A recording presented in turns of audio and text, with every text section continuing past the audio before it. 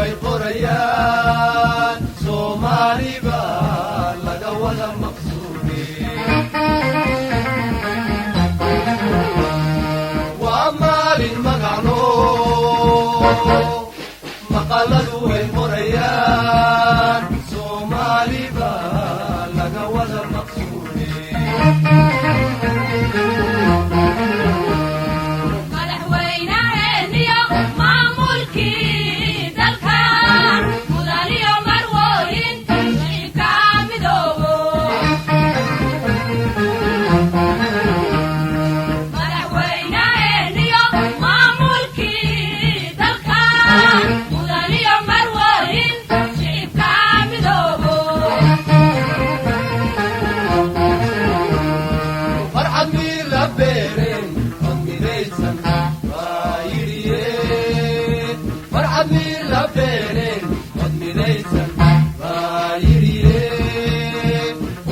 الله مقالبا وسلام نيمانتي وبحمد الله مقالبا وسلام نيمانتي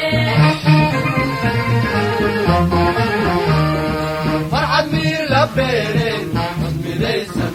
بايريه فرحة مير لبيرين مديسن بايريه وبحمد الله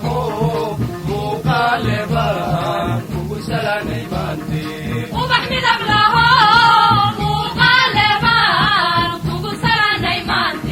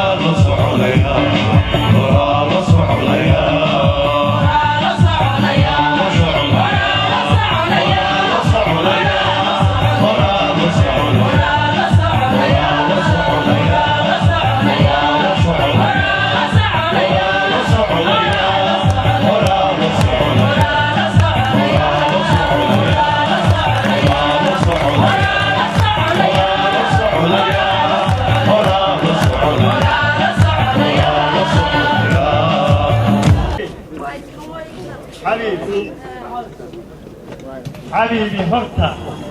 هرتا إلى حين قبحشي هرتا بلاي علباوي بلاي علباوي بوشنا يسقى بدلا هدو قيس بركعان وقوة فيله إنكو بيرتان في سومالا بري هوركوتري مهمه ذي بلاي Soomaaliya bari hore ku tiri mahmahdeedii bilayd beertaadu intay ku siiso bahdaa kuma tari kartee barwaaqada tacabka yaga anagoo beegbeegano haddana iska beegano mar kale kala beegano haddana isku beegano bulshada ugu haybad weyn waa tii rag isbaaxsanayo baromasitaan la galay Allah maxay dhalan ugu dhigay xabiibiyay rag waa tii rag isbaaxsanayo baromasitaan la galay ilaah baa naga baxshay maxay baad nala dhaceen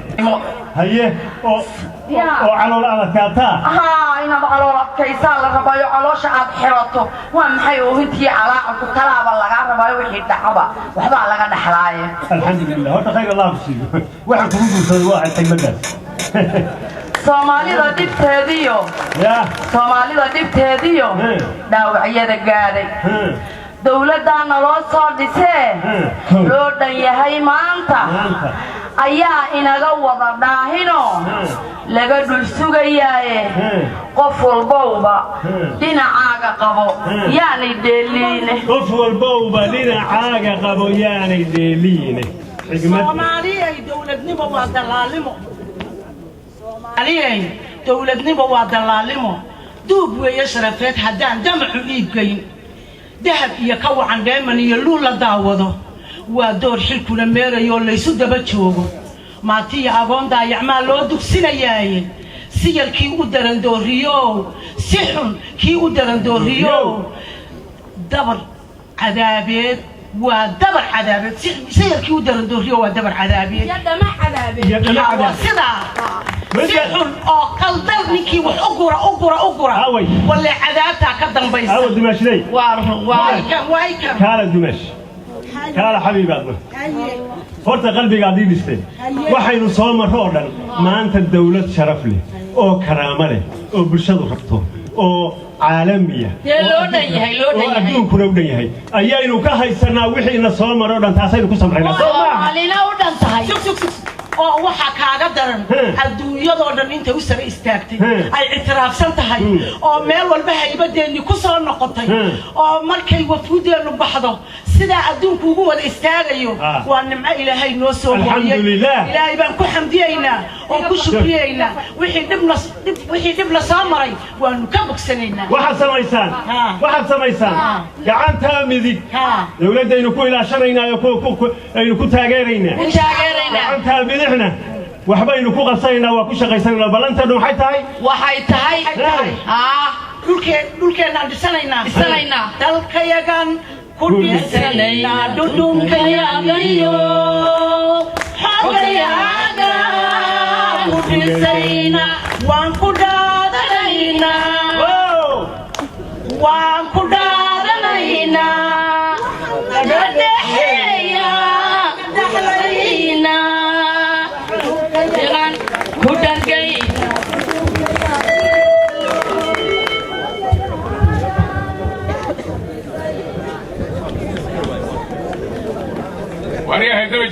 واريا دمع سياسي انت انا هقول كلا آدين مانتا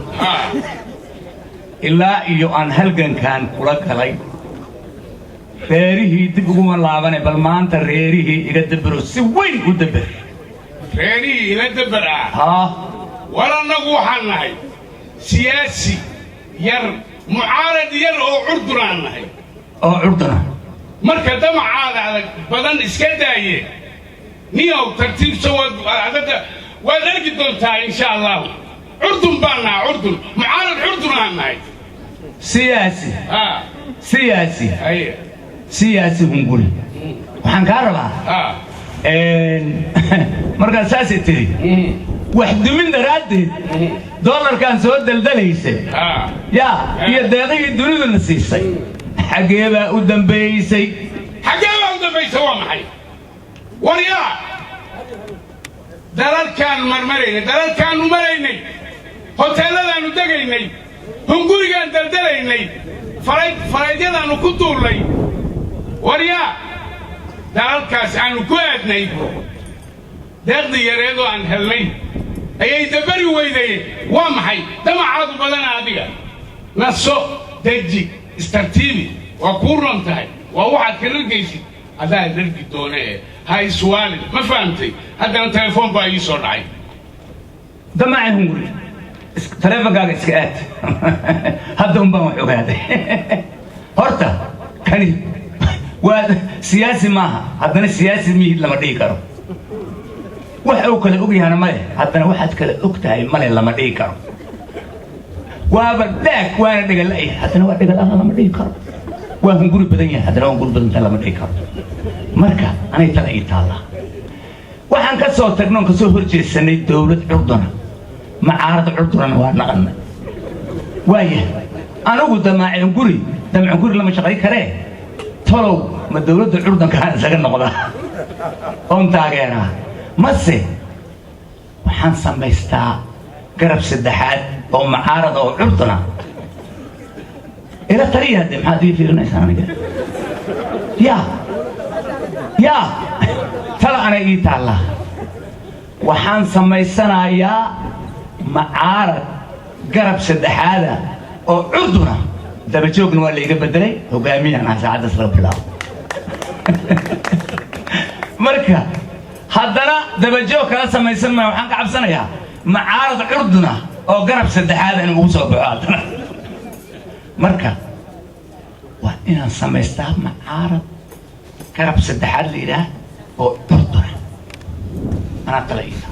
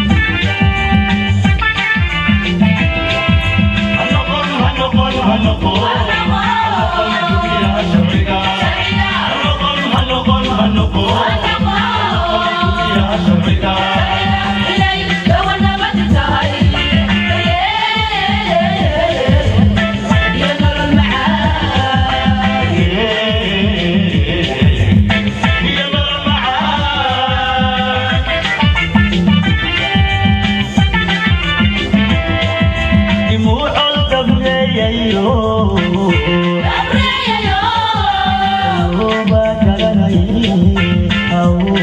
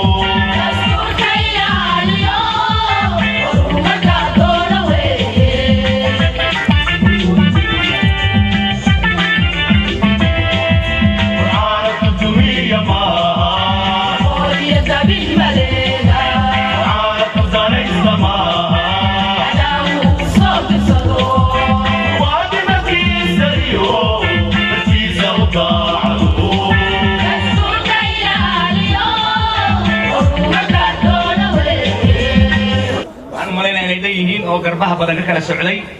balse waxa isweydiin leh intaan shirku uu sanoo furmin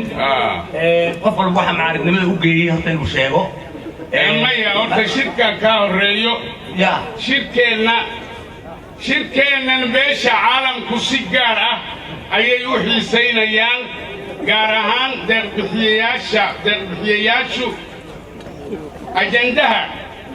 ajandayaasha shirkan wuxuu ka kooban yahay qodobada soo socdo number 1 waxa inoo ah inaynu deeqda dadka Soomaaliyeed lagu taageerayo aynu saarno dabool culus صح number 2 inaynu wadanka gudihiisa u dirno siyaasiyiin iska horkeena dadweynaha iyo dawladda si aynu dareen u gaadho Soomaha صح aniga nin ahantayda waxa mucaaradnimada igu wacan sababta mucaaradnimadaydu kalifayso waxa weeye waxaan isu taagay doorasho ballanqaadyo badan waan haystay mana filaynin inaan guuldarraysanayo sidaa baa igu qaaday ajandayaasha inaad ka soo balaan degtaan baa la rabaa hadde hoo anna waxa igu qaaday u wareeji aniga macaaradnimada waxa igu qaaday macaaradnimada waxa igu qaaday beeshayda ayaa waxay ugu tiri waan ku gadaynaa markaasaan gadmi waayey dibaa laysoo celshay bas sidii aan macaarad ku noqon waaye kasoo baaran dega waaye اوكي aniga mucaaradnimada waxa ay u qaaday kullu waa inta iyo aqoon bateen waa baraay bulshada ka qaarkii lacagna way haysteen laakiin waa la isugu fadhiyaa taraa la isugu fadhiyaa arinta aad waa soo aqsanayna diyaar la yiraahdo waa la isu joogaa waa la isu joogaa baasha hoosta shirkuna waa noo xiray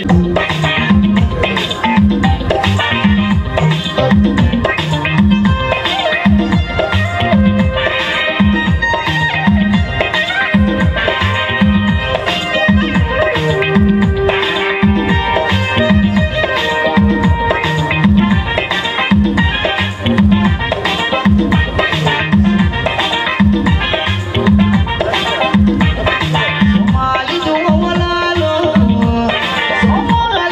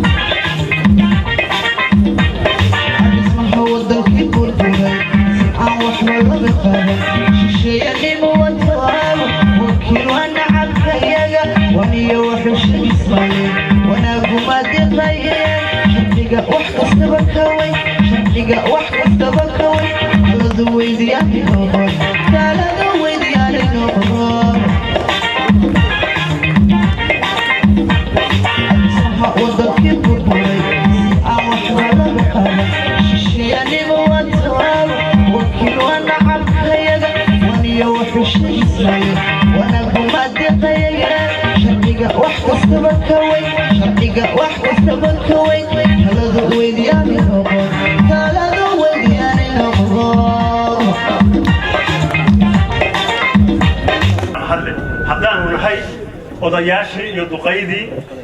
bulshada iyo dawladda waa isku xiran yihiin meel fiican ay marayaan ilaahay baa mahad leh waxa weeye haddana bulshada iyo dawladda inaan isku sii xiro haddaan odayaashii nahay waa wax loo baahan yahay assalaamu calaykum السلام عليكم وعليكم السلام ورحمة الله وبركاته وبس كيجي باتاي سلطان كيجي باتاي وبر كيجي باتاي إمام كيجي باتاي إسلام كيجي باتاي أنا قولوا إن درجات أقويان كيباناي سياسي لو هم ويو سياسي لو هم ويو وحكامياناي هنا كيني باناي إيه هو الكركيني وهذا إذا هذا الكيو أفكارتي واحد تاي قال تيري قال ولا تيرتا وانا كلا تيرتا إنا إنه ديجان كنا يدت كنا دنتودا عنو سامع لقنو هيا أنت وين تشدري ماذا بيستي نعم سيدا أينو ديجان كان إلى هاي نقول ديجاي ديبو هشيسين كأصلاح ديو midnimada dadkeennaba ugu dadaali lahayn waa doorkii dawladeennu ka dardaarantayoo doonaysay weeyaan ii wad sheekada horta dadku dunidu waa federaal dalkeennu waa federaal dawladdu waa federaal deegaankeennuna waa federaal aye soomaad garan danteennuna waa federaal dantayada waa federaal marka adeero gocaliye dadkii oo dhan aniga ayuunbay leeyihiin adaan ku rabnaa oon ku dooranaynaa aniguna ma ogoli saa darteed وحوي أذن هذا عنيقو وما دوني إن نقطه كان ururada bulshada oo dhan iskaashatooyinka dhalinyarada ururka haweenka habeenkii ma seexdo waxay leeyihiin gidigood adigaan ku dooranaynaa waxaana kugu dooranaynaa daacadnimadaada iyo dadnimadaada hawsha aad qabatay iyo aqoontaada aniguna ma doonayo uu haye waryaa oo maninkaagii aan islahayn maninkaagii deegaanka iyo dawladda isku xiraayo islahayn danta guud daraabkeeda wada ee dib u soo kala xeelo boqobaya dadkii iyo dastuurkeeda iyo xeerkii iyo duminaya shuruucda waryaa dib u dhiskii qaran iyo dawlad iyo dib u heshiintii dejintii amniga iyo dardargelintii howlaha iyo dawladnimadii ma waxaad ku doorsatay damaciyo hunguri iyo dadweynihii midaysna inaad kala dilaashaan waryaa doqonimadii hore dibindaabyadii hore doqonimadii jaan dirirtii iyo colaaddii dadku wuu ka doogo nabad baa la doortaye haygu hurin dabkiiyo digadii hanoolayn dembiile fooqal dembiile waryaa soomaalidu dunqurahoo af iyo diin wadaagto dalka wadale weeyaan una badan duunya dhaqato hadda meeshii dooglo dambarsamuhu ka onkado bay xoolaha u didiyaan dad dilaal qaybiyo ya waryaa duu dilaal qaybiyo kala dilayo maahee danta guud qadariyo hadalkaa dib ha u horan federaalkana waryaa federaalkana dawladeen iyo dastuurka iyo shuruucda dadka uga wakiilo way wadaan dadaalko degdeg looma baahnee danta guud qadariyo hadalkaa dib ha u oran haddaad diiddo dadku wuu ku arkaa annagu waan ku aragnaa odayaashu way ku arkaan bulshadu way ku aragtaa ورسالة كبيرة هرسات سلو ساعة كمها سلو هيا dadku waa nabad kadeeshiis dibashiisiinta waa samaynay wax kasta waanu samaynay ummadoo dhan waa midaynay deegaankoo dhan waa iskual adiga dad nootmida maantay waa mahad ilaahay soo dhawow gacmo furan ee qalbi furan ku soo dhawow horteed ugaas deegaankii ka warran dadkii ka warran dib u heshiisiintii ka warran isku xidhkii iyo dadaalkii ummadda bulshadu way dadaashay odayaashu way dadaaleen nacam laakiin kuwa kala dilaayo durduraayo baa jira oo dana gaara kala wada dawladii indha quraajay leedahay dawladi leedahay haye bal waran ma waanan kuu sheegin dadku way israacsayin laakiin dad guuxaya oo hoos ka gunuusayaa jira haddaan garashadaydii guuxooda raacana waxay gocanayaan iyo guuxooda eegana waxaa jiro dad baaso waxaa jiro guduudane geedaha ku hoos jira buxumaalaha ar iyo waxaa looga leeyahana geelaa dadweynaha guluf inay ku qaadaan weeye dadku waa okay laakiin dulmi baa jira meesha wallaahi guduudanahu waysag may geedaha ku hoos jira guduudanahu waysag guud ahaan adduunyada aadmiga ku guda nool gees ilaa ka gees guluf weerarkii dhacay giddigoodba saamayn adduunna way isgediyayaa oo kala bawaacay inana gaar ahaanteen yaynaan noqon gadoodii saddexdii yaynaan noqon gadoodii gol barwaaqa dibidii iyagoo saddexa galab libaaxu uu u soo galay ee ku yidhi gargaar iyo noloshu waa isgarabsiya gaashaanbuur ma noqonna ee garashadoodii caqligoodii gaabnaa kola aanu garansiin goormay heshiiyeen dugaagga iyo gooyadu ee xeesha gaadmada wuxuu soo gurguurtaba midba uu margalab dilay إن نقوم جديدي وحن وقال لي كيف يدك يسوق الجوري مايان كل فينا لقى فدرالك قوان كيسنا دولة بدون كله يدستور هذا الكون جمويين حرب كاسين أرنتي مساسي نوعاني إما كلينا مريا إنه برشة هرسي قال لي هي برشة مريا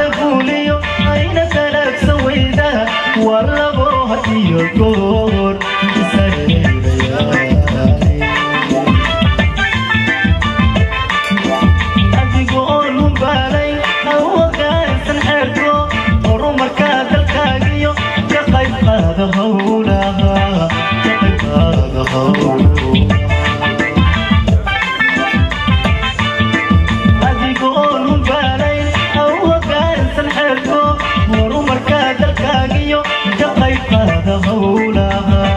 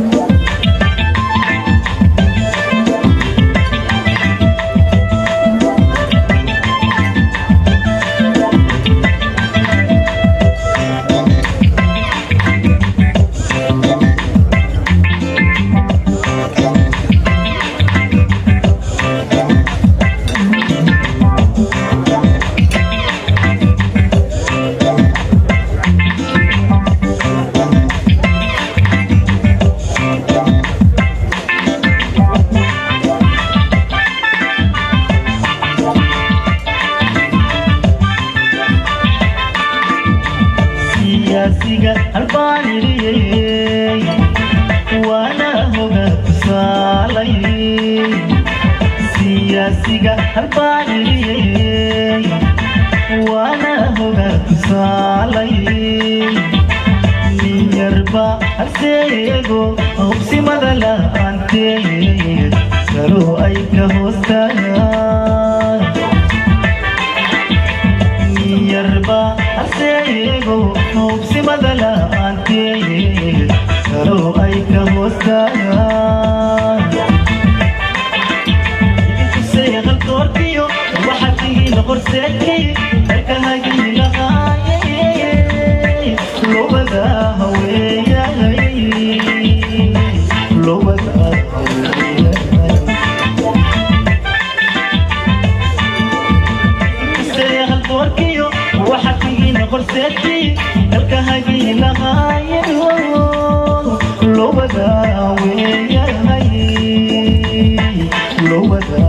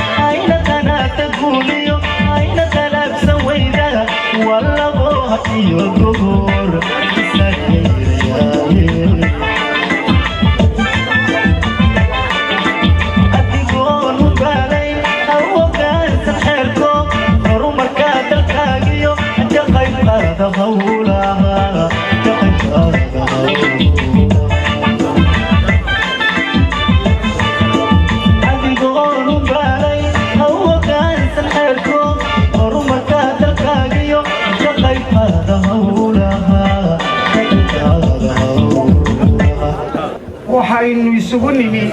haddaynu nahay dhinaca dawladda waxgaradkii bulshada iyo mucaaradba inaynu ku xisaabtanno ummadeenna waxqabadka aynu u qabannay dan quraa la wada leeyahay haddaad mucaarad tahay iyo haddii xukuumadda aad ka socoto iyo haddii bulshada dhammaanteen dan keliya ayaynu leenahay dantana in la docodoceeyo oo la gacmeeyo laga wanaagsan oo guul ku gaadhi mayne aynu xisaabtanno mucaaradow maxaad qabatayoo beri lagugu doortaa su-aasha koowaad maxaa lagugu doortaa su-aasha koowaad waa door ammaankuye waa door ammaankuye daacad ma u ahaydeen yaa nagala tashaday cidda noo yartoo nagala tashtay aawey cidibana nagama tashane wax kale bay iska daayeen daryeel caafimaad maqsin dumarku ku umulo dan guud ma u samayseen yes waa samaynay maxaanu samaynay war sooma samaynay halkaad ka samaysay marka ilaahay laga cabsado horta wax ma samayn laakiin qalbigeennay ahayd waayahay waa door aqoontiyo dugsiyada waxbarashada ma u diyaariseen dadkii وسو ودني دad kan sugayn ma waa soo wadnay taasiyada carruurta dariiqiyo ku dayacan gidaarada waa mustaqbalkii dalkeennii daryeel ma u samayseen saddex dib jirahan maalin hore qadasiin saddex ruura deegaankaad ku nooshiin faya dhowrka doorka dadka ma u tilmaanteen yes waanu u tilmaamay soo smaha waa u tilmaamay rabnay laakiin ma tilmaamay waaye bal haddaba eegaad dan quraynu wada leenahay haddaan la isku duubmino dow qura la wada marin dantana loo midoobino dadweynuhu iskaashanin dawladda la garab siin daacad lagula hawlgelin adeegyada danguud iyo daryeel lama helaayee haddurkoo dhaqaaluhu dhaqsa aan ka doogno baahida dabool leh muwaadinka dalkiisiyo dawladnimada jecel ee dhibaatadu damqaysow doorkaaga kacaya waa sida iskana ogow isku diraha kala dila walaalaha isku diirka isku diraha kala dila walaalaha isku diinta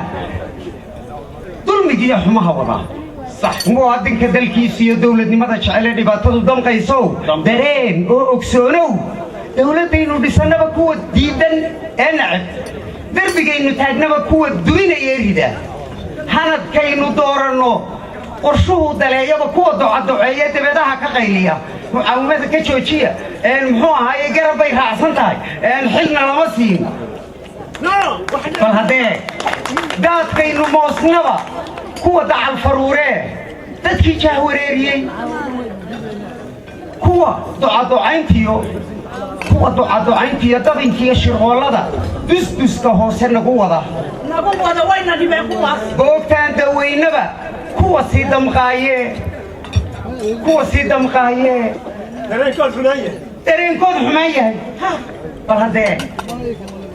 fidnadaynu daminaba kuwa dib u shidaayee dagaal oogayaasha muwaadinka dalkiisiyo dawladnimada jecele dhibaatadu damqayso dawladdaada garabsii daacad kula shaqeeya dawladdaada gacansii dawladda sideeda horta maxay idila doonaysaa waxay idila doonaysaa degme iyo gobol iyo dadkay mid kastaba maartay doorkuu lahaa inuu dadaalo oo rajadii la daba socon jiray way iman doontaa inaan iska dayno waaba ka waan hayna dawladdii waatan aan raadinayna waa docdaada qabo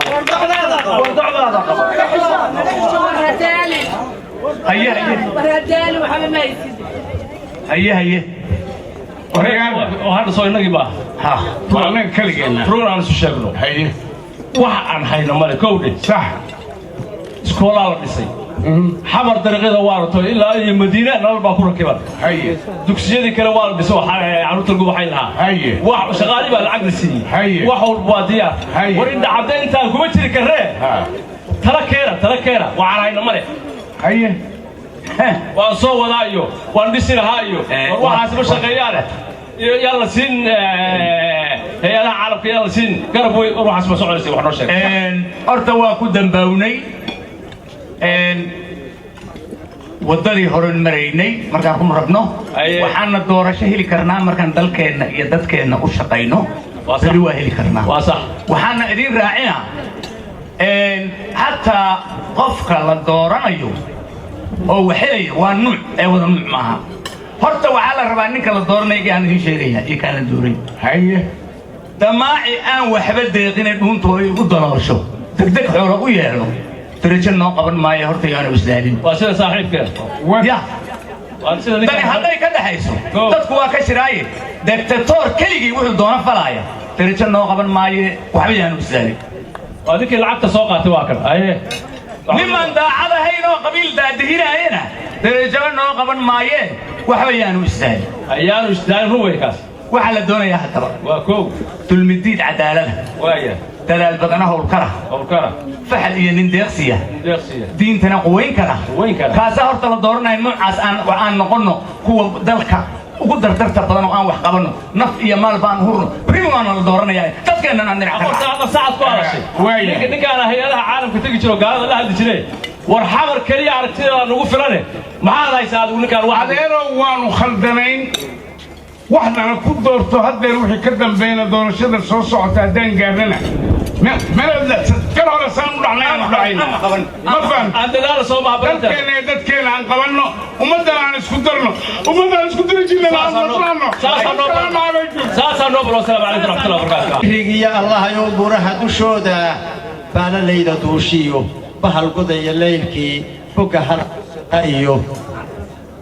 بوغا هلا خسغايو انت بيكو هوس نول ادا فاتك سيو كو اوكسون برتودي بسم الله يبو بين ليدا دونيدا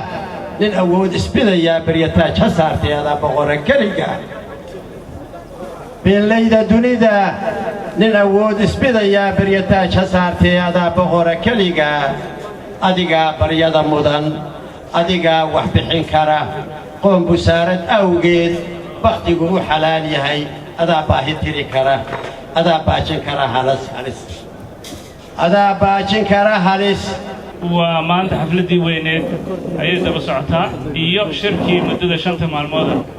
madaxweynuhu wuxuu idinku yeeray cashadan waxay tahay waa informal in marka hore aad villa Soomaaliya soo aragtaan intiina aan fursad u helin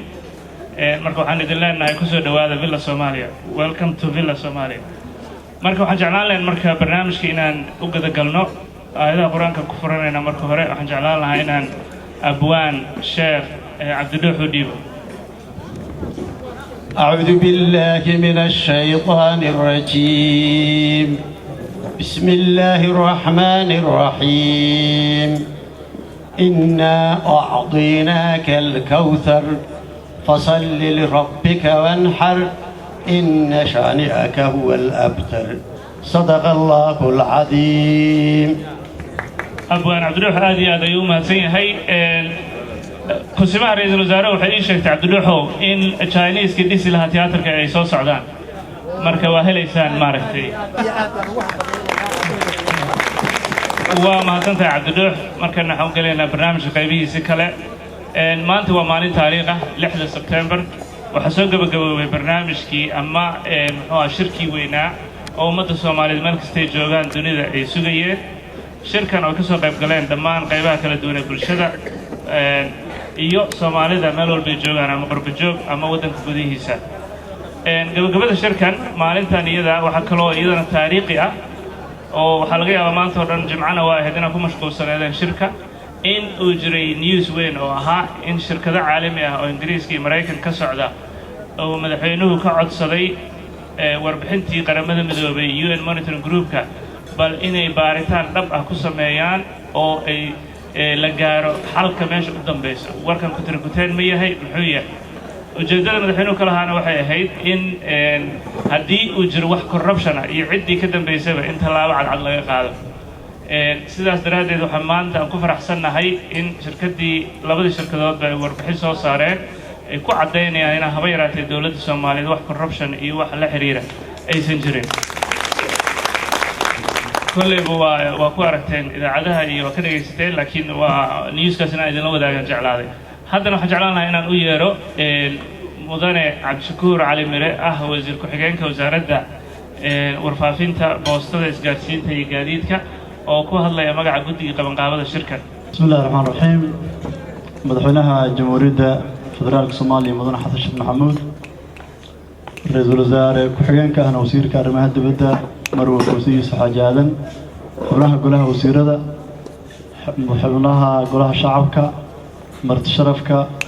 كوحدة وابري صحفيين تا دمانتين وسلامنتين وحاملين يا شنتي عشاء بصور عفي ارقدوا انت بدو وحيكون كل ميسي هوتيل جزيرة وهيد قوبتي وشركو كسعودي شقوي كلو جري iyo qodbooyinka la jeedinayna inta badan waxay u badnaayeen formal waqti badan oo nasasho saan u eg iyo goob saan ah kuma isa kulmin saas darteed in environment ka duwan goobta lagu shaqeynayay ergada gaar ahaan qurbo joogta meelaha dhaadheer ka timid oo laga yaabo inay in badan oo kamid ah ay bari safrayaan inay fursad u helaan inay madaxtooyada yimaadaan ay xaalad noocan oo kale la kulmaan ayadoon aan xabad jirin dagaal jirin buuq jirin kooxda waa beri ay heesayso meel saan u bannaan lagu cashaynayo runtii waxaa noo suurtageliyey fikradana le martiqaadkana dhiibay madaxweynaha jamhuuriyadda oo mudan inaan uga mahad celino aad baan mudan madaxweyne kaaga mahad celinaynaa inaad ergada u suurtagelisay intaas kadib waxaa la yidhi hilmaan hadalku ma jiro maantay markii aan gabagabaynaynay xafladdii xiritaanka shirka arrin aan si ku talagalahayn ku dhacday oo brotocola dhacday waxaa nala joogay guddoomiye ku-xigeen koowaad ee baarlamaanka oo ay ahayd inuu ka hadlo goobta hase ahaatee si aan ku talagalahayn farsamo u dhacday ayay ku dhacday inuusan dhicin anigoo ku hadlaya magaca guddigii qabanqaabada shirka waxaan ka bixinaynaa raaligelin rasmi ah oo aan jecelnahay guddoonka baarlamaanka iyo xubnaha baarlamaankuba inay naga aqbalaan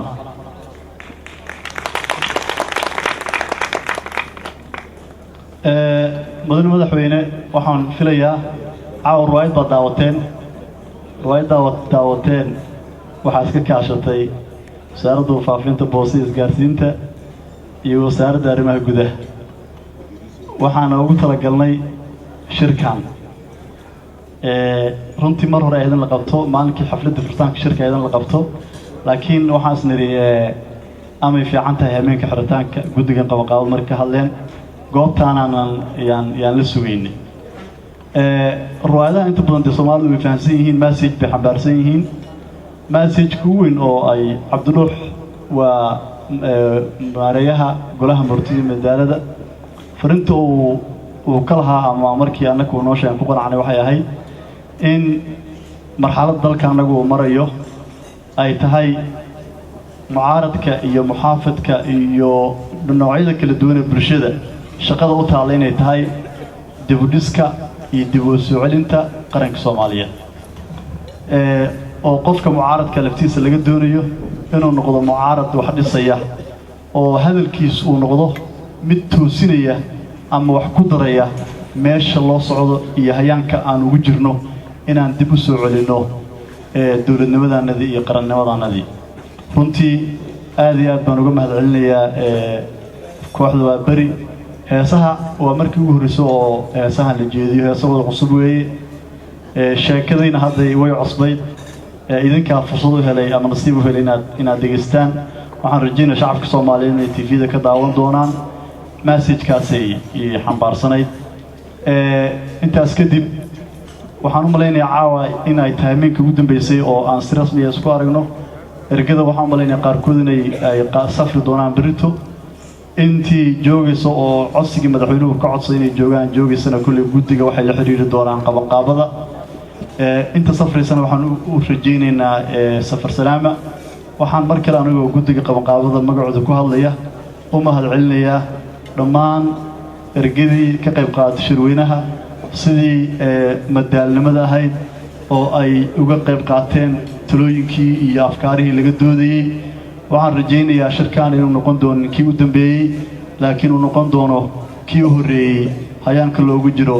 dalkaana inay ka dhacdo doorasho guud oo loo dhan yahay intaas kaskow kaftan faarax cabdiqaadir baa wuxuu igu yidhi ruwaayadda mucaaradka igala hadlaysa annagana mucaaradka baryahan waa soo dabayna maxaa mucaaradka noogu diraysaan marka waxaan nidhi ruwaayadda waxay message ka xambaarsan tahay waxaa weeye mucaarad iyo muxaafadba isku meel in loo socdo taasna waa kaftan aad iyo aad baan idinkaga mahad celinayaa mar kale waxaan jeclaan lahaa sidoo kale inaad u mahad celisaan guddiga qabanqaabada oo suurtageliyay magacooda ma wada sheegi karo aad bay u badnaayeen oo dhowrkii bilood oo laga shaqaynayay shirkan habeen iyo maalin u taagnaa shirkaana suu ku qabsoomi lahaa ama ha noqoto inay la xiriiraan dadkii ka qaybgeliyey ama ha noqoto inay tigidhada iyo communicationka joogtada ahaa iyo intii shirku uu socdayba aad ugu dadaalayay shirku inuu noqdo mid guulaysto inaa idinkana u mahad celisaan dhammaanteenna waxaan rajaynaynaa ilaahay subxaana wa tacaala inuu naga dhigo kuwa ku camal falaa natiijadii ka soo baxday sidii madaxweynaha iyo ra-iisul wasaare ku-xigeenku ay ballan qaadeenna xukuumaddu way ku dhaqaaqi doontaa aad iyo aad baa mahadsantihiin iniisugan kusoo dhaweynayo aad iyo aad buu mahadsan yahay cabdishakuur cali mire cali dhuuxow haddii tijaabadii nisaan ahayd haddii fursad ah heshaan ka waran marka howlada waa beri waa hilmaamay aad iyo aad baan kaga mahad celinaynaa caawa riwaayadiina barnaamijkana bacdama uu shirka siyaasadda ahaa idinkan siyaasad barnaamijaa keentay waa mahadsantihiin waxaan jeclaan lahaa hadda inaan kusoo dhaweeyo gudoomiyaha gobolka banaadir ahna duqa magaalada muqdisho mudane maxamuud axmed nuur tarzan. بسم الله الرحمن الرحيم الحمد لله رب العالمين والصلاة والسلام على رسول الله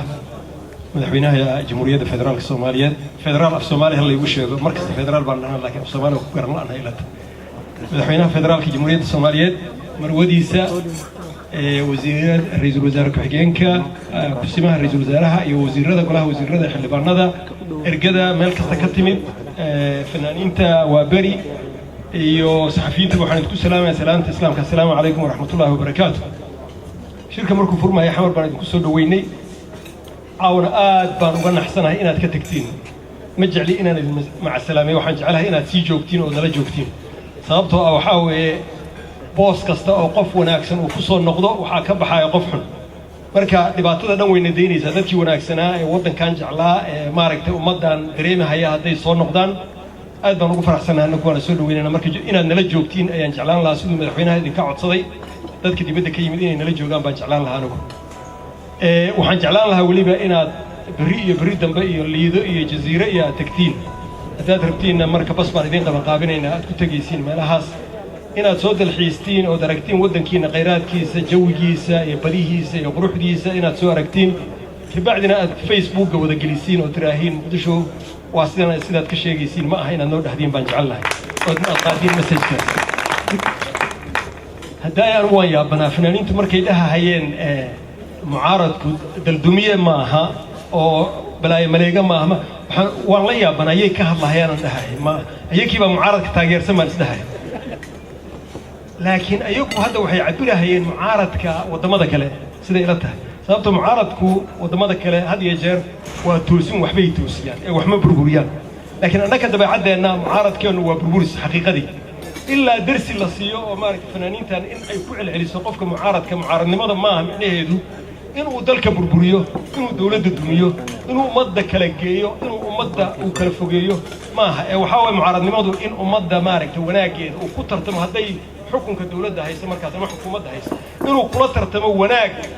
كوسي وناكسن أنت قبنا إنكس وناكسن لكن وحيلة فنانين تو إلى تلمامين وحنا جعلها مدحوينه فنانين تاني كنتي وضن كني وحبها هي فنانين تاني إلا مال قليو سببته وحاول أنت هذا أي شيئين أنت هيس أو أي شيئين يعني ما لقوا شيء كرمجت مركب فنانين تاني وحبها هي إلا مال قليو عند لو حصلوا شيئين مال هذا الله سمايو أنا وان كغيب قلينا وانسكديني لكن وانوس فرقلي ويدي وحنا لا قبتان ويدي marka fanaaniintan madaxweyne investment hala geliyo raggani iyo gabdhahani waxa ay curinahayaan caadi ma aha positionka ay mujtamaca ka joogaan caadi ma aha marka waxaan jeclaan lahaa in indha gaara loo yeesho fanaaniinta iyo abwaanada iyo halcuriyaasha fikirka ay gudbinahayaan inuu yahay fikir wanaagsan ee aad u fiican inuu yahay waxaan dhihi lahaa oo kale waa dadaasheen hawl baad soo qabateen hawshiinii ha ka tegina haddaad ka tagtiin yaad eedsanaysiin marka hawshii in la fuliyaa la rabaa dadkii soo sheegay oo dhisay waa inay garabyada ka taagan yihiin guddiyada aad tilmaanteen oo hala sameeya dhahdeen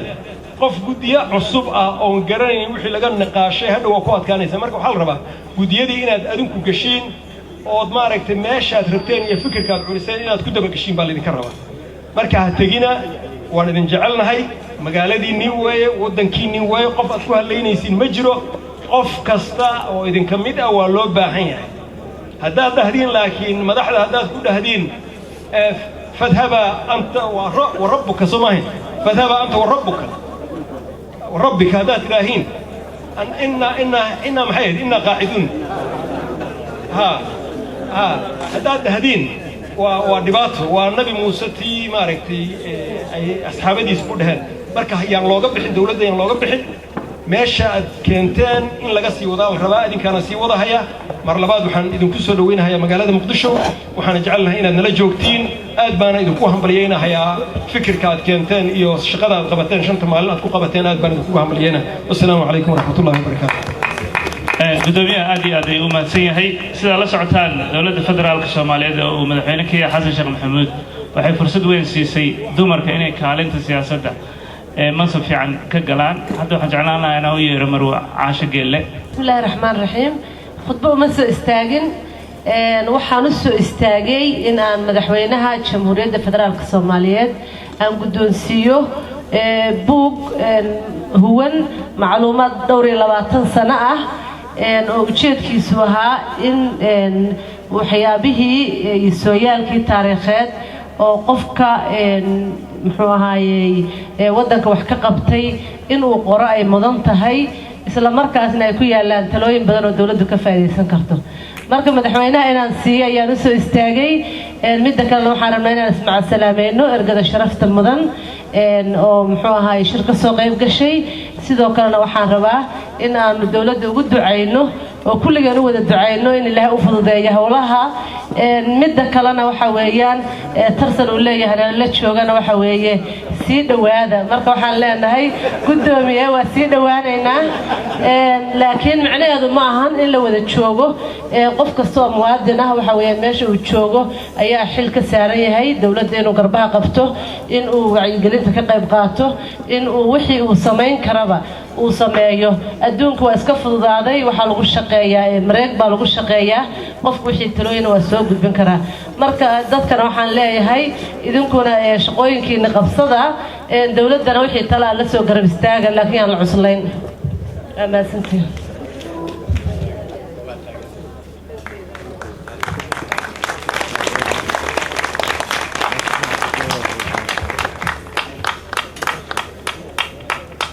caasho geelle aad iyo aad ayay u mahadsan tahay markana gabagabadii baan joognaa waxaan jeclaan lahaa inaan markaan u yeero qof shaksi dumar qofkii ugu horreeyey ee noqda wasiirka arrimaha dibadda noqda isla markaana ra-iisul wasaare ku-xigeen haddana ah kusimaha ra-iisul wasaaraha oo iyadana markii ugu horreysay shaksi dumar ay noqoto dalkan mudane fawziya yuusuf xaaji aadan falyatafadal asalaamu calaykum dhammaantiin waxaan anigu mar kale haddana idinka mahadnaqayaa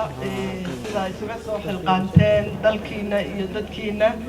inaad wax ka qabataan tusaale iyo talaba aad la timaadaan 5 cisho gudaheed aad ku keentaan talooyin wax ku oola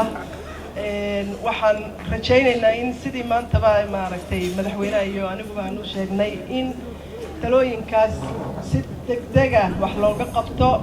sida laydinka codsadayna qaarkiina aad loogu baahan yahay inaad garab taagnaataan intiina aan iman joogi karina inaad noo soo noqnoqotaan waa muhiim sida caasho u sheegtay waa internetka lagu sheer garayn karaa cyber conferences baa jira dalku waa idiin wada baahan yahay waa aragteen nabadna waa yahay oo quruxda caawa aad arkaysaan aynu ku naaloonaynaana way jirtaa dhibaatooyinka kalena way iska jiraan hadday gaajo tahay iyo hadday cilmi darro tahay iyo hadday nabad darro tahay intuba way jirtaa haddana waa ma garanaysaa geesigaa socda ee sida toosan hadda u socda waxaan ilaahay ka baryaynaa inaynu nabad waarta helo oo si degdega aynu u gaadhno dadka caalamka iyo jaarkaba aynu la tartanno meel fiican bay noo maraysaa waxaan rajaynayaa in aynu kulligeen inagoo gacmaha is haysana oo midownay oo Soomaaliya midowdo oo la isugu yimaado gole iyadoo gobolada iyo regionadoo dhamay ay dhan yihiin waqtiga intaan ka badan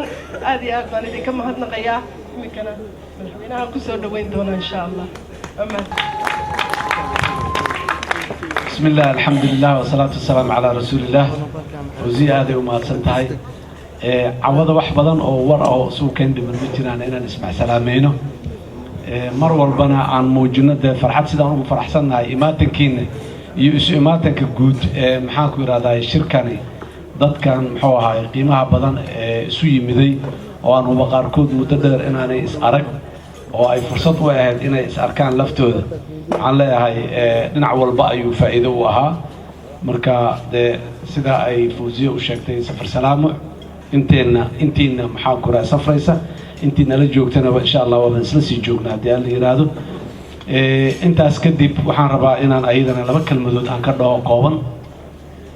arinta yariso ka dhawaajiyay oo ku saabsanayd maanta dawladdu reportka ay soo bandhigtay oo ay soo sameeyeen baarayaal annagu aan leenahay way madax banaanayeen oo way ka madax banaanayeen dawladda iyo qoladii markii hore baaritaanka sameysay intaba dad takhasus u leh oo ku takhasusay xagga sharciga iyo xagga xisaabaadka ama waxa khaasatan la yiraahdo forensic accounting ayay ahaayeen dadka maxaan ku yiraahdaa soo baaray ayagoo oo tixraacayay sidaan annaguba aan u adeegsanay oo aan kula heshiinay annex 5.2 ee reportkii maxaan ku yiraahdaa UN Monitoring Groupka ay lahaayeen lifaaqa 5.2 oo aad uga hadlayay arrimaha musuqmaasuqa iyo hantida la lunsaday ee Soomaaliya iyo hay'adaha Soomaalida ka hadlayay qoladaas adeegaan u adeejinay macnaheedu ma ahayn inaan dagaal kula jirno jamciyadda qurumaha ka dhaxayso ama inaan dagaal kula jirna muxuu ahay golaha amniga ee jamciyadda qurumaha ka dhaxaysa ee mandate-ka siiyay qoladaas ama sanctions committee-ga ee hoos yimaada golaha ammaanka ee qaramada midoobay midna dagaal kula ma aynaan jirin laakiin waxaan rabnay inaan helno opinion kale oo kii dowladda Soomaaliya iyo kii maxaan ku yiraahdaa kooxdii baaritaanka samaysay ee reportka soo saartay aan ahayn waxaa kaloo rabnay oo muhiimadda ay ahayd xaqiiqada runta ah waxa ay tahay in la soo saaro annagoo maalintii reportka la soo saaray waan ka hadalnay ma dafirayno mana inkirayno in Soomaaliya maanta ay ku sugan tahay duruufo gaar ah oo u badan xagga capacity-ga ama awoodda dowladnimada oo naga yar oo curdan weli naga ah oo aan wixii aan rabnay maxaan ku raadayay ku saabsanay awoodsiinta institutionska ama hay'adaha dowladda ay naga maqan yihiin intaas marka waxay nagu jiidi kartaa inaan waxa aan sameynaynahay sidii ugu fiicneed oo loo sameyn jiray inaanay u dhicin marar badan iyo meelo badan laakiin waxaan aad iyo aad u diidanayn dadka Soomaalidu dadaan macno lahayn maxaan ku raadayay weligoodba muxuu ah waxay arkaan jeebka iska gashta hay'adaha Soomaalidu inay yihiin hay'ado muxuu ah fadlan ku shuba iyo fadlan ka qaada iyo wax la mid ah iyo yani aad iyo aad ayaynu dhibaysay yani waxyaabaha cajiibka waxay ahaayeen guddigan intay baarista wadeen dadka qaarkiis ee mas'uuliyiinta ee dhaqaalahaas ama beesadaas hantidaas lagu aaminay ee gacmahooda iyo saxiixooda iyo awoodooda ay ku kala socodaysa qaarkood sida ay amaano yani iyo xifdin inay waxa runta xifdiyaan u gaareen register kastoo dowladda lahayd inay ama mid parallel oo copy ay ka sameeyeen meel kala dhigeen haddii midkan xafiiska dowladda yaala lacala uu bao ama dhumo ama uu gubto ama wax ku dhacaan backup kale systemkii kale aanu jirin mid kale inay inta habeeyeen oo kii lamida ay kii kale meel kala dhigeen qaarkood buugaag khaas oo ayaga ay leeyihiin xogta inay inta ku ururiyeen markaas waxa soo baxday registerada noocaas ah ee dadka mas'uuliyiinta lacagta hantida gacanta ku haya oo shilin kasto ay bixiyeen meel ku cadeeyo ku qoray buugta qaarkood dadkii hayay in ayagoo wada oo socda inta madfac ku dhacay qaarkood dhiigoodii uu ku yaala buugtii yani baarayaashii waxaa la tusay buug uu dhiig ka buuxo oo ninkii hayo mas'uulka ka ahana uu dhintay oo dhiiggiisii uu buugga ku yaala buuggiina weli uu yaalo xisaabteeda ay ku qoran tahay kaas oo dhiigga ku yiilay iyo kii xafiiska yiilay marka la isku eegayna ay identical ahaayeen isku mid ahaayeen oo marka dadka mas'uuliyadooda iyo dareenkooda iyo dadaalkooda meeshaas gaaray fadlan lacag ku shubay ahaayeen iyo lacagaha jeebadaha ku kala qaataan iyo institutionka dowladda waa meel maxaan ku rahay slash fund la yiraahdo iyo aad waa nooc cunto weysi waa wax oo annaga noo dhadhamay way noqon weyday waxaan dareenay oo noo baxday marka meeshaani run inay ka maqan tahay muhiimadda marka dhowrkan muxuu ahay hay'adood oo qaarna sharciga ku takhasusay qaarna xisaabaad ku takhasusay aan ula heshiinay oo contract ula galnay oo qarashka ugu bixinay waxay ahayday in aan runta helnaa runtii waan helnay wuxuu siday u dhaceen oo dhaba macnaheedu ma aha dowladdu 100% sax ay kuma qorna meelihii dowladdu ay ducfiga ku lahayd oo maxaan ku raadayay ay ka liidatay ama nidaamkeenu ama institutionskeenu ay ku liiteen waa la soo qoray waa la sheegay wixii reportkaas ku qornay aan sax ahayna waa la sheegay dokumentigii ay ahayd inay arkaan ay yimaadaan hal hay'ad oo hay'adaha maaliyadda ka mid ah oo reportkaas hore UN-ka nimanka qoray ay soo dhex istaageen oo ay eegeen oo warbaxa idin qoran maxaad haysaan war reer magaal warqadu ku yaal hore loo yiri war buugtiina maxaa ku yaal ballantusa ay yiraahdeen ma jiro hal dokumenti oo tilmaamaya wax maqan iyo wax isdaba maray oo riboorkaasi ay kusoo lifaaqeen oo ay caalamka usoo bandhigeenna ma jiro riboorka dowladda ay soo saartay waxaa ku lifaaqan anagsiyadiisoo dhan ku xiran wixii waa la waayey iyo waa maqan yihiin iyo jeebadaha lagu kala shubtay iyo la yiri dukumiinti caddaynaya inaan jeebadaha lagu kala shubanin iyo meeshay ku jireen iyo meeshii lagu isticmaalay iyo sababtii loo isticmaalay waxaa macquula sababta loo isticmaalay sax ma ahayn in la yidhaahdo waxaa macquula maxaa ku yidhahdaa sidii loo maray dukumiintiga iyo processka waxbaa ka maqnaay in lagu andacoodo waa sax laakiin jeebkaa lagu shubtay iyo nin guri maxaan ku yidhahdaa laamiyeri a degan oo guri cariisha deganaa muxuu ahay 80 milyan iyo 50 milyan 16 milyan 10 milyan qaatay yacni waxa waaye waxaan arkaynaa dareemaynaa mas-uuliyadda meeshaasi inay aada ugu dayacantay waxaanan hadda ka hor jimciyadda qurumaha ka dhexaysa ka codsannay mar kalena hadda ka codsanaynaa waxaasoo kale inaanay dhicin sidaas inaanay wax u dhicin dad aqoon u leh oo waxa yaqaano oo takhasus u leh oo waayo aragnimo u leh in loo diro dowladda soomaaliya waxay qaraysaa weli waxaan diyaar u nahay baaritaan kale iyo mid kale iyo mid kale iyo mid kale in lasii sameeyo wax aan qarinayna ma jiraan wixii aan kari weynina in la sheego la yidhaahdo waxaan awooddaray ku dhacday wixii aan khaladnayna in la sheego la yidhahdo waxaan khaladay ku dhaceen lana caddeeyo sababtay khaladka ku dhaceenna waa 1 iyo 2 iyo 3 in la yidhaahdo khaladaadaan leenahay weaknesses badanaan leenahay meelo badanaa wax sidii la rabay aanay noo ahayn laakiin sida loo cabiray ma ahayn dalkan iyo dadkan dad qiimi badan dareen leh diin leh wax badan aanay u cuntamin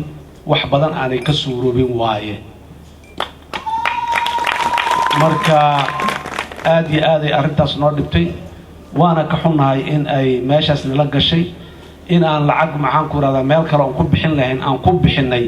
si maxaan ku yidhahdaa runtii usoo kormarto waxaasoo dhan qiimay noogu baxeen maantana riboorka lasoo bandhigay waxaan aaminsannahay inuu runtii ka hadlayay waxa aan rabnana waxay in runta lasoo bandhigo waxa ugu muhiimsan oo aan runta u raadinaynana waxay ahayd dadka soomaaliyeed inay runta ogaadaan oo ay ku qancaan hay-adahoodu waa dhismayaan waa bilow cillada way ka dhici karaan laakiin waxa la sheegay raad male ma jiraan mas-uuliyiinta soomaalida ah ee la cambaareeyey ee lacagay dhaceen iyo walxay qaateen iyo jaabaday wax ku gurteen iyo waxbay isdaba marayeen la yidhi waxba kama jiraan wax ka jira ma jiraan waa dadkaas buugta xisaabaadka ku yaal dhiigooda qaarkood uu ku yaallo waay oo maanta ay yaallaan aad iyo aad ay noo gubtay ee noo dhibtay habeenadii iyo isbuucyadii maalintii riboorkaas lasoo saaro ilaa muxuu ahay bishii 30keedii aan ka arkaynay xaqiiqada siday ahayd qof kasta oo riboorkaas ku magacawnaa magaciisa ku yili ama qof kasta oo mas-uul ah oo mas-uuliyad ka haya hay-adaha maaliyadda ka shaqeeya dowladda waa lala fariistay waana la wareystay waana la dokumenti gareeyey wixii uu sheegay afka kana kama aanu hadlina dokumenti ku daray waa kuwaana wuxuu sidaanay u dhaxeen sax iyo qalad wixii ay yihiinba waa kana intii dokumentiga la aruuriyey la analyse gareeyna waxaa maanta aad aragteen ee ku qoran riboorka ee caawa muxuu ahay caalamka meel walba uu gaarsiisan yahay ayaa ka soo baxay wixii naga qaldan oo naga dhiman wixii naga khaldanna waan saxeena wixii naga dhimanoo awood iyo aqoonana raadiskeedaan ku jirna waan helaynaa berrina maanta meesha aan joogno ilaahay idinkiis meel kasii fiican oo ka habboonaan tegaynaa waxaan rabnaa dadka soomaalida ah inay ku kalsoonaadaan dowladdaani musuq maasuq iyo in wax la xado iyo in wax la dhaco in wax la isdaba mariyo ma ogolin haddii ay dhacdo waxay ku dhacday ogaalkeen la-aanteed waxay ku dhacday aqoonteenoo yaraatay awooddeenoo gaari weysay laakiin wax aan raalli ka nahay ama aan ogolaanayno ama aan muxuu ahay dulqaad iyo maxaan ku aan siinayno fursad ma laha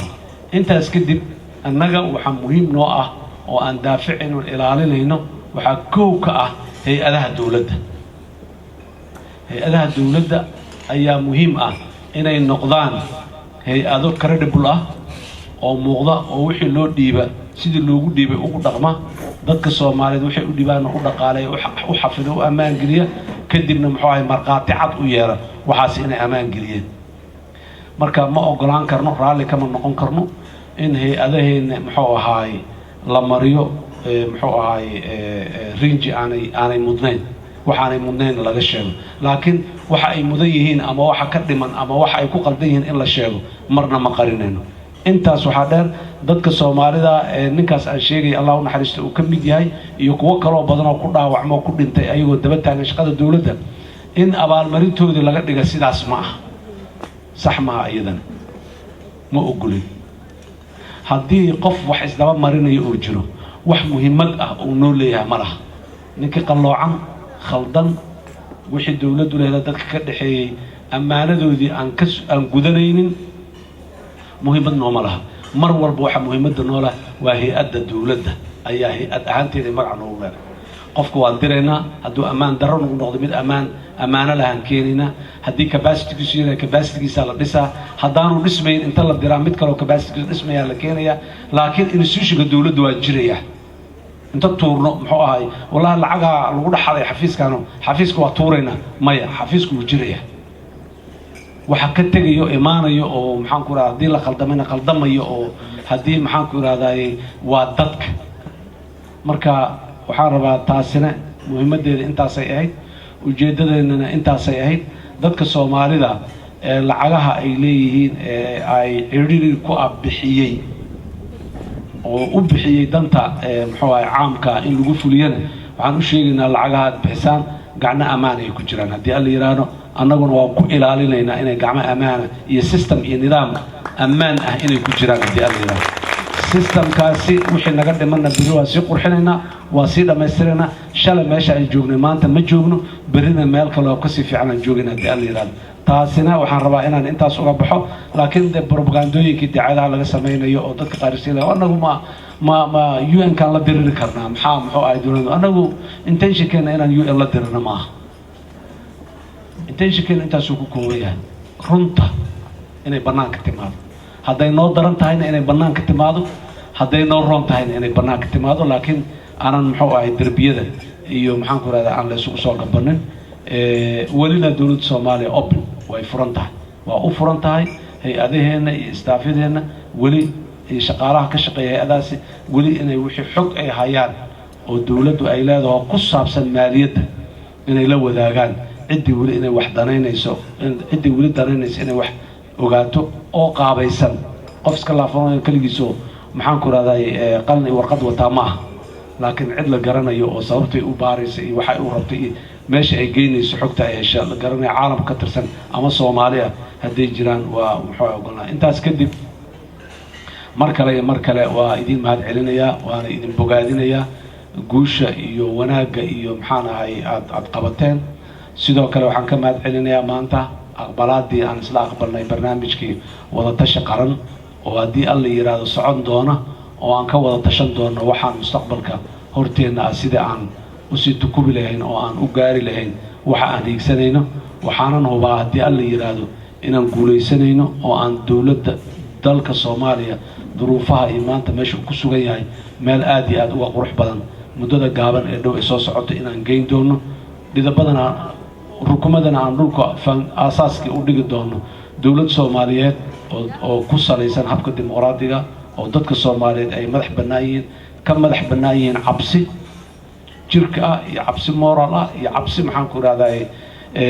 dawladnimadu xaggeeda uga timaada ka madax bannaan oo dadku ay la xisaabtami karaan una furan dadku inay la xisaabtamaan lehna qaabkii dadku kula xisaabtami lahay sida aan u dhisi lahayn oo aan rukumadeeda u dhigi lahayn waayo waxaan u taaganahay caawana halkan isugu nimid habeena kale oo badan ilaahay idankiisa aan isugu imaan doon aad iyo aad aan idinku mahad celinayaa safar salaamo khayr badanna waa idin rajaynayaa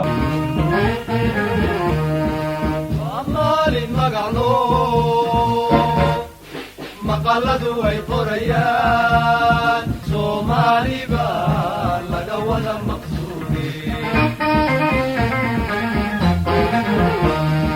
waa maalin magacno